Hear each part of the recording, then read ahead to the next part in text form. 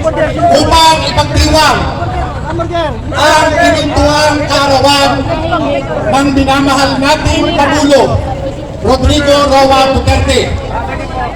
Bagamat gusto natin siyang ipagsaya sa kanyang kaarawan, subalit katulad ko, alam ko naramdam ninyo ang sakit noong siya ay dinukot at itinakas patungo Netherlands. Mayroon akong tanong sa inyo mga kapatid. Totoo bang nasaktan kayo? Totoo ba na ang ilan sa inyo ay umiyak?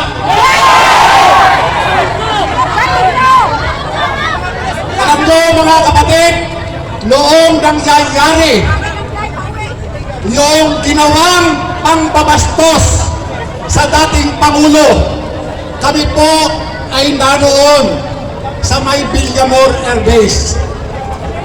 Damang-dama po namin kung papaano yung gusto mong sumugod doon sa may loob ng kampo. Tila mga nakagapos ang aming mga kamay.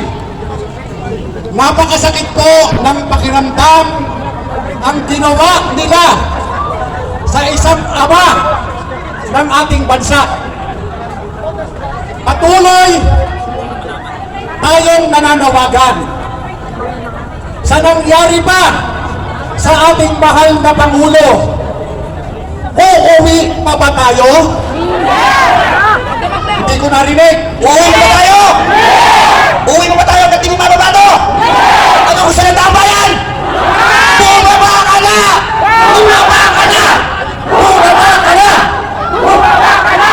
Ngayon, tatanungin ko sa inyo, ano ang maaaring maging kabayaran sa ginawang pagdukot at pagtakas nila kay Pangulong Duterte? Bibayin! Ano po?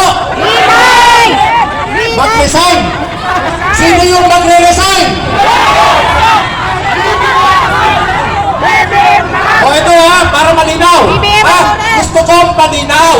Baka mamaya si Tore lang ang pag-resignin ninyo. Ha? Gusto ko yung malinaw. Sino ang gusto ninyong bumaba sa pwesto? Teka muna! Huwag masyadong excited. Sino ang gusto ninyong bumaba sa pwesto? Sino? Pinarinig ako rito sa palaka daw. Bakit tayo magpapababa ng palaka? Lumulundag yun. Okay, ulit. Sino ang gusto ninyong pababain? Okay. Ito ba yung ano? Tama ba ito? Marcos resign. Tama ba yan? Okay. Kandahan natin. Sabay-sabay. Ha? Bibilang ako ng tatlo. Ha? Kasabihin ha? Marcos resign. Okay. 1, 2, 3. Marcos resign! Marcos resign! Marcos resign! Marcos resign! Marcos resign! Okay. Ano na ulit?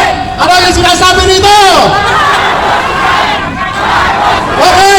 Ano yung sinasabi ng mga pulis? Marcos resign! Marcos resign! Teka muna. Ano? Yung mga pulis ang tinatanong ko eh. Ano ang sabi ng mga pulis? Ito our support! Ito our support! Okay. Alam nyo, yung mga kapatid nating mga alagad ng batas, nag-aantay lang yung mga yan. Alam ninyo, itong mga kapatid natin, sa paghawak ng sandata, sila ay nag-aantay lamang sa aksyon ng mga ordinaryong taong katulad natin. Kaya, huwag tayong magagalit. Maya-maya, kasama na natin ang mga yan! Walang tulugan! Walang tulugan! Walang tulugan! Walang tulugan! Alam nyo mga kapatid, ito teka, ito ha, gutom na sila eh. Bigyan ng burger yan! Bigyan ng burger yan! Bigyan ng burger yan! Okay, mga kapatid, makinig, ano? Ako nanggaling din sa serbisyo.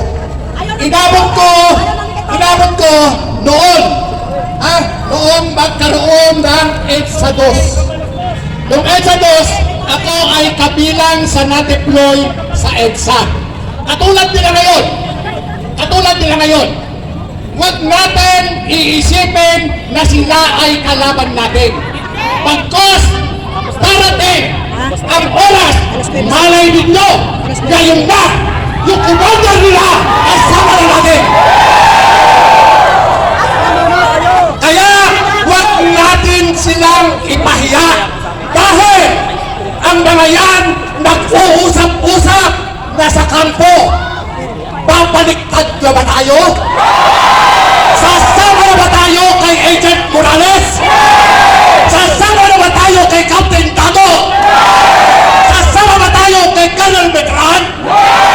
Yan po ang sikretong pinag-uusapan ngayon kung papaano sila sasama sa ating pagkilos. Ayaw namin yan, Tore! Ito po, sa kahilingan ninyo, gusto nyo ba na si General Torre ay magpitiw na?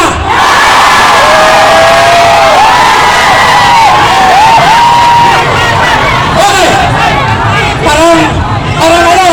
parang mahina, parang may ayaw. Okay, tatanungin natin yung banda rito. Gusto niyo ba na bumaba na si General Torre?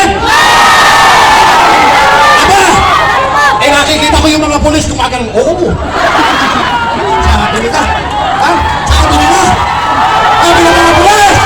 Oo. Sabi nila. O dito, may tanong uli ako. Gusto nyo ba na bumaba na sa pwesto si General Romel Martin?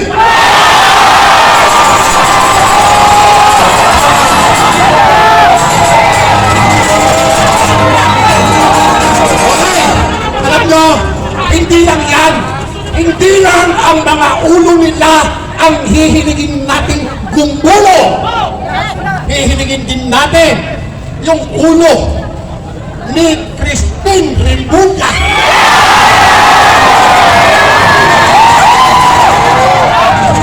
Okay, hilihin natin na huwag ka nang mahiya. Bumaba ka na! Kung ikaw ay may imbitasyon na, magpahinga ka na! Ganun din, yung pulitong-pulito kong kumilos. Kilala niyo ba yun? Yung nagre-reklamo ng sports car?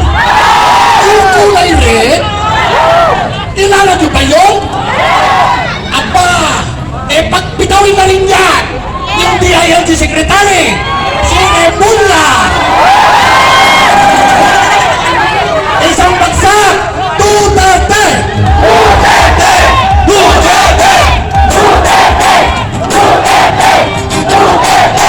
Kaya, mga kapatid, ngayon pa lang, talagang nananawagan na tayo.